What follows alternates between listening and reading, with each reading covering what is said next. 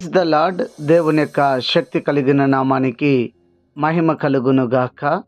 ఈరోజు దేవుని యొక్క వాగ్దానము ద్వితీయోపదేశ కాండము 28వ అధ్యాయము 1వ వచనము.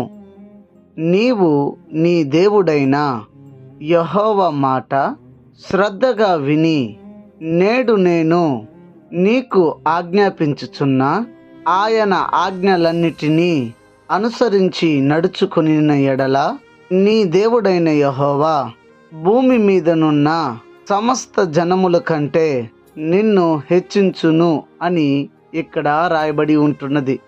ఈ దినము దేవుని యొక్క వాగ్దానాన్ని వింటున్న వారులారా, మీరు గమనించాలి. దేవాతి దేవుడు మనల్ని హెచ్చించాలి అంటే దేవుని యొక్క మాటను మనం వినాలి. దేవుని మాటని మనం వినకుండా మనము హెచ్చింపబడాలని ఆశపడితే, కోరుకుంటే అది నిశ్చయంగా నెరవేర్చబడదు అన్న విషయాన్ని మీరు గమనించాలి. ఈ దినాల్లో చాలామంది మనుషులు ఇలా ఆలోచన చేస్తూ ఉన్నారు. దేవుడు నుండి హెచ్చింపు, దేవుడు దీవించాలి, దేవుడు యొక్క దీవులు పొందుకోవాలని ఆశపడుతున్నారు. కానీ ఆ దీవులు పొందుకోవాలి అంటే ఆజ్ఞానుసారంగా జీవించాలి, నడుచుకోవాలి అన్న విషయాన్ని మనిషి విస్మరించి నడుచుకుంటూ ఉన్నాడు.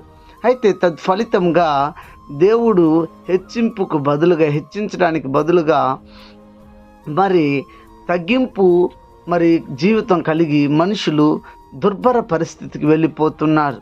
నిజంగా దేవుని ఆజ్ఞలను గైకొని నడిచే ప్రతి మనిషి కూడా హెచ్చింపబడతారు, ఖచ్చితంగా దీవించబడతారు. దేవుడు ఆజ్ఞలను గైకొని నడుచుకునే ప్రతి వారు, అబ్రహాము, మోషే, ఈసాకు, యాకోబు, బైబిల్ గ్రంథంలో చాలామంది దేవుని ఆజ్ఞలను గైకొని బ్రతికారు కాబట్టి వారు హెచ్చింపబడ్డారు. అట్టి హెచ్చింపు నీకు కావాలంటే లోబడి జీవించు, వాక్యానుసారంగా జీవించు, తప్పక దేవుడు మిమ్మల్ని హెచ్చిస్తాడు.